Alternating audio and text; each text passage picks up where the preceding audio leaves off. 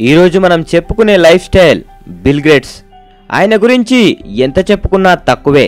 కాబట్టి అందుకే ఆయన జీవితంలో జరిగిన ముఖ్యమైన సంఘటనల్ని, ఆయన బిలియనీర్ ఎలా అయ్యాడో ఈరోజు చూద్దాం.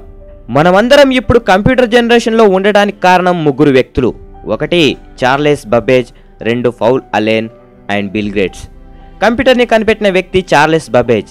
అయితే ఆ కంప్యూటర్ ప్రతి ఒక్కరి దగ్గర ఉండాలని 1975 ఏప్రిల్ 4న మైక్రోసాఫ్ట్ని కనిపెట్టింది మాత్రం Paul Allen, Bill Gates. Bill గేట్స్కి విదేశ భాషలపై ఏమాత్రం అవగాహన లేదు. కానీ ఆయన స్వయం కృషికి దేశాలు కూడా దాసోహంగా ఉన్నాయి. పిల్లల దగ్గర అవసరానికి మించి ఎక్కువ డబ్బు ఉండకూడదని, అది వారి భవిష్యత్తును నాశనం అవ్వడానికి దారితీస్తుందని ఆయన అభిప్రాయం. బిల్ గేట్స్ మైక్రోసాఫ్ట్ వైపు పూర్తిగా తన దృష్టి పెట్టడానికి 1975లో హార్వర్డ్ అనే యూనివర్సిటీని విడిచారు. ఫోర్బ్స్ ప్రపంచ ధనిక జాబితాలో బిల్ గేట్స్ అగ్రస్థానాన్ని దక్కించుకున్నారు.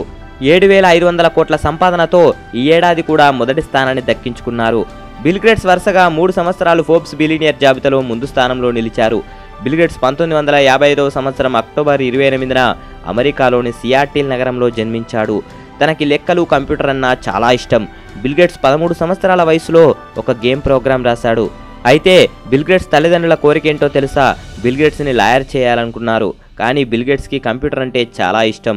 అయినా తల్లిదండ్రుల కోరిక మేరకు హార్వర్డ్ యూనివర్సిటీలో చేరాడు. అయితే ఒకరోజు పాపులర్ ఎలక్ట్రానిక్స్ అనే మ్యాగజైన్ కవర్ చూశాడు. అందులో ఆల్టైర్ 8800 అనే కంప్యూటర్కి సాఫ్ట్వేర్ కావాలంటూ ప్రచురణ చూసి, అప్పుడు బిల్ గేట్స్ తన స్నేహితుడైన పౌల్ అలెన్తో కలిసి ఆ మ్యాగజైన్ కవర్లో ఉన్న అడ్రస్కి వెళ్ళి కంప్యూటర్కి కావలసిన సాఫ్ట్వేర్ని మేము తయారు చేస్తామని చెప్పారు. దానికోసం వాళ్ళిద్దరూ 2 నెలలు ఎంతో కష్టపడ్డారు. ఆ సాఫ్ట్వేర్ కనిపెట్టారు. ఆ సమయంలో కంప్యూటర్ ఇండస్ట్రీలో అదే సంచలనం. ఆ తర్వాత 1975వ సంవత్సరంలో మైక్రోసాఫ్ట్ అనే కంపెనీని స్టార్ట్ చేశారు. అప్పటికి బిల్ గేట్స్ వయసు 19 సంవత్సరాలు మాత్రమే. హార్వర్డ్ యూనివర్సిటీలో చదువు మానేసి కొంతకాలానికి 1986వ సంవత్సరంలో మైక్రోసాఫ్ట్ విండోస్ని మార్కెట్లోకి తీసుకొచ్చాడు. మైక్రోసాఫ్ట్ విండో అతనికి గొప్ప ప్రతిభను తీసుకొచ్చింది.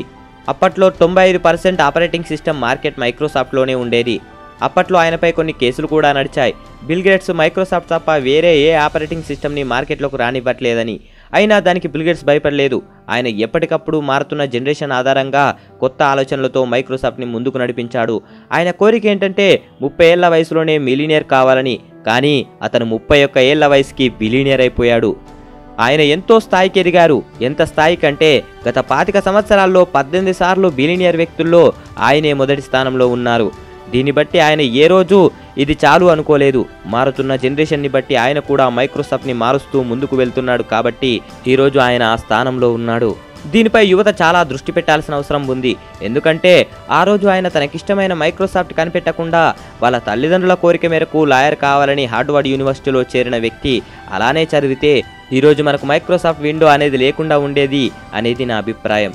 కాబట్టి మిమ్మల్ని తల్లిదండ్రుల మాట వినొద్దు అని కాదు, వాళ్ళ గౌరవం వాళ్ళకి ఇవ్వండి.